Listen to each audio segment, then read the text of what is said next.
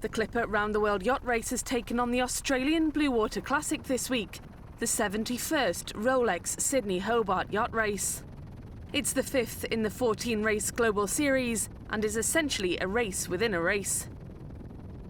The Clipper race fleet of 12 identical 70-foot ocean racers with 225 amateur crew joined the starting line of over 100 competitors on Boxing Day for the 628-mile sprint to Hobart. The adrenaline-fueled opening minutes saw the Clipper race yachts alongside a huge cross-section of teams, including the international Super Maxis. It was the Clipper race's first female skipper aboard Da Nang Viet Nam, Wendy Tuck, who led the charge and got out of the harbour and through the famous Sydney Heads first. The rest of the Clipper race fleet was in hot pursuit as the Sydney-Hobart competitors spilled down the Australian east coast, heading towards Tasmania. But as night fell, a vicious weather front hit the fleet, with gale-force winds and extremely rough seas that wreaked havoc, forcing almost a third of the fleet to retire, including a number of hot favourite Super Maxis. Organisers said it was the worst weather the race had experienced since 1998. As conditions eased, teams had an opportunity to overcome the effects of the storm and plan tactics for the rest of the race. But they went from feast to famine, with a period of very light winds hampering progress as they approached the Bass Strait. The wind was fickle, but eventually built to give a strong final flourish down the Tasmania coast before turning into Storm Bay and the final push up the Derwent to the Hobart finish line. By this point, Wendy Tuck, who'd led from Sydney and at one point had a 50-mile lead, was less than 3 miles in front of the chasing pack.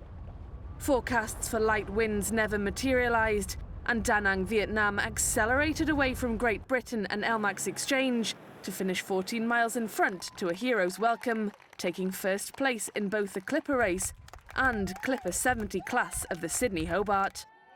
She was the 22nd boat to cross the finish line out of the 77 that remained in the race, and was placed 9th overall in the Sydney-Hobart Handicap in IRC Division 2. The most emotional moment I've had for a long time, because all the way up the river I'm going, don't get excited, don't get excited. And I was saying to my crew, it was probably the least excited I have been on a boat coming to the finish line in Hobart, because you're always so excited to get here, but I'm going, don't get excited, don't get excited. It could all slip away so quickly. So I was really subdued and just like, yeah, we're just going to finish the yacht race in a minute, trying to play it down.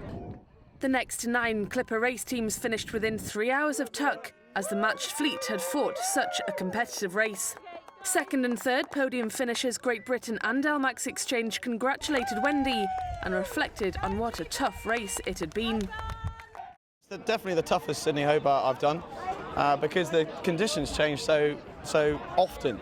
You know, we went from downwind start where we had chimers to storm force winds right on the nose to dead calms to blasting down with a spinnaker into the finish. So brilliant race, really good. Very hard.